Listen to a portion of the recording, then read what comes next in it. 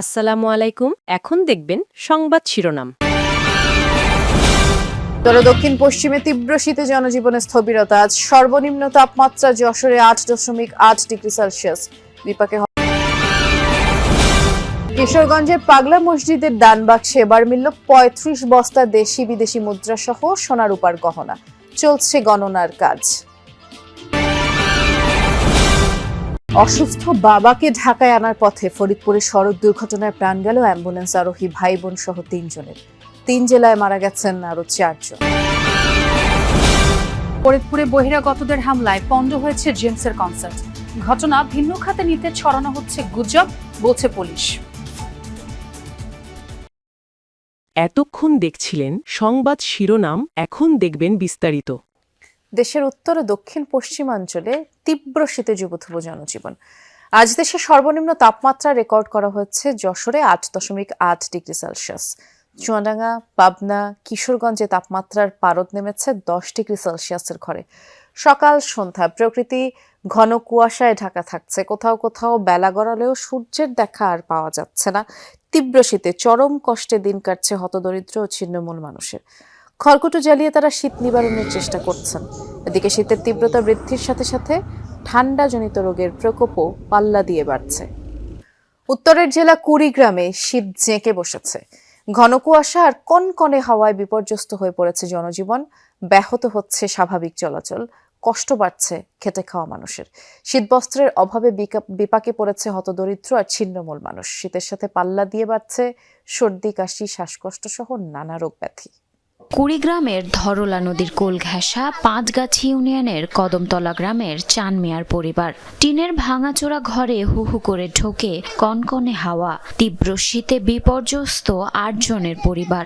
খোলামেলা ঘর, বাতাস ঢোকে, কুয়াশা ঢোকে, চাল ভিজে পানি পড়ে। পুরাতন কাপড় চোপড় দিয়ে 5টা বাচ্চা নিয়ে আসি, খেয়ার বিছায় থাকি, খেতা বিছায় এগুলো দিয়ে আসি আর কি, ভাঙাচোরা ঘরের মধ্যে। তিস্তা, ধরলা, ব্রহ্মপুত্র সহ 16টি নদী বেষ্টিত জেলা কুড়িগ্রামের চরাঞ্চল ও নদী তীরবর্তী এলাকায় সপ্তাহ ব্যবধানে বেড়েছে শীতের তীব্রতা। টানা কয়েকদিন ধরে সূর্যের দেখা না পাওয়ায় হাড় কাঁপানো শীতে কাহিল এই জনপদের বাসিন্দারা। বিশেষ করে খেটে খাওয়া মানুষেরা পড়েছেন সবচেয়ে বিপাকে। হাত পাও মনে করেন ঠান্ডায় কোথায় লাগে, কাম কাজ তো দূরের কথা, ঠিক আছে, ঠান্ডায় তো মনে বাইরে হওয়া যায় না। কাপড় চোপড় কিনতে পারি না, পুরান কাপড় চোপড় বউ ছোয়ার এগুলো দিয়ে চলাফেরা করতেছি। অবস্থা খুব খারাপ বাবু। সেই রীতি অনুযায়ী 3 মাস পর পর কিশোরগঞ্জের ঐতিহাসিক পাগলা মসজিদের দানবাক্স খোলা হয়। তবে এবার সেই দানবাক্স খোলা হয়েছে 3 মাস 27 দিন পর। মসজিদের 13টি দানবাক্স এবং 3টি অস্থায়ী ট্রাঙ্ক খুলে 35 বস্তা দেশি বিদেশি মুদ্রা সহ স্বর্ণালংকার ও রূপার গহনা পাওয়া যায়। এই টাকা গণনার কাজে অংশ নিয়েছে মসজিদ কমপ্লেক্স, মাদ্রাসা, এতিমখানার শিক্ষক শিক্ষার্থী সহ কিশোরগঞ্জ রূপালী ব্যাংকের কর্মকর্তা কর্মচারীরা। আশা পূরণের বিশ্বাস নিয়ে অসংখ্য মানুষ মানত করে কিশোরগঞ্জের ঐতিহ্যবাহী পাগলা মসজিদে। প্রায় 4 মাস পর দানবাক্স খুলতেই মিলেছে সেই বিশ্বাসের দৃশ্যমান রূপ। 3 মাস 27 দিন পর কড়া নিরাপত্তায় একে একে খোলা হয় পাগলা মসজিদের 13টি দানবাক্স ও 3টি অস্থায়ী ট্রাঙ্ক। 35 বস্তা নগদ টাকা সহ মেলে স্বর্ণালংকার ও বিদেশি মুদ্রা। পাশাপাশি ছিল রাজনৈতিক, সামাজিক বিভিন্ন মনোবাসনা পূরণের অসংখ্য চিঠি। মহায়োজনে শুরু হয় টাকা গণনার কাজ। অংশ নেয় মসজিদ, মাদ্রাসা, এতিমখানার শিক্ষক শিক্ষার্থী, ব্যাংকের কর্মকর্তা কর্মচারী সহ অসংখ্য মানুষ। আজ 4 জেলায় সড়ক দুর্ঘটনায় 7 জন নিহত হয়েছেন, অর্ধ শতাধিক মানুষ আহত হয়েছেন। এর মধ্যে ফরিদপুরের ভাঙায় ট্রাক অ্যাম্বুলেন্সের সংঘর্ষে ভাই বোন সহ 3 জনের প্রাণ গেছে। সকালে ভাঙা খুলনা মহাসড়কের মনসুরাবাদ এলাকায় দুর্ঘটনা ঘটে। হাইওয়ে পুলিশ জানায়, যশোর থেকে অসুস্থ বাবুর আলীকে একটি অ্যাম্বুলেন্সে করে ঢাকায় নিয়ে আসছিলেন তার ছেলে মিজানুর রহমান, মেয়ে বিউটি বেগম, স্বজন নিশান। ভাঙার মনসুরাবাদ এলাকায় পৌঁছালে খুলনাগামী একটি ট্রাকের সাথে মুখোমুখি সংঘর্ষে ঘটনাস্থলেই প্রাণ হারান মিজান, বিউটি সহ 3 জন। গুরুতর আহত 2 জনকে উদ্ধার করে হাসপাতালে নেয় স্থানীয়রা। খবর পেয়ে ঘটনাস্থলে গিয়ে দুর্ঘটনা কবলিত অ্যাম্বুলেন্স ও ট্রাক জব্দ করে পুলিশ। ঢাকাগামী অ্যাম্বুলেন্স এবং খুলনাগামী একটি ট্রাক মুখোমুখি সংঘর্ষ হয়। ওই সংঘর্ষে 3 জন নিহত হয় এবং 2 জন গুরুতর আহত হয়। এখন বর্তমানে আমরা আহতদের হসপিটালে প্রেরণ করি। এদিকে ঝিনাইদহের মহেশপুরে প্রাইভেট কার নিয়ন্ত্রণ হারিয়ে চায়ের দোকানে ঢুকে পড়লে চা দোকানি ইব্রাহিম হোসেন নিহত হন, 3 জন আহত হয়েছেন। গতরাতে উপজেলার শিশুতলা বাজারে এই ঘটনা। মুন্সিগঞ্জের মাওয়া এক্সপ্রেসওয়েতে গতরাতে ঘন কুয়াশায় একটি বাস নিয়ন্ত্রণ হারিয়ে ট্রাককে ধাক্কা দিলে 6 যাত্রী আহত হন। দুর্ঘটনার পর বাসের ভেতরে আটকে পড়া অর্ধশত যাত্রীকে উদ্ধার করে ফায়ার সার্ভিস।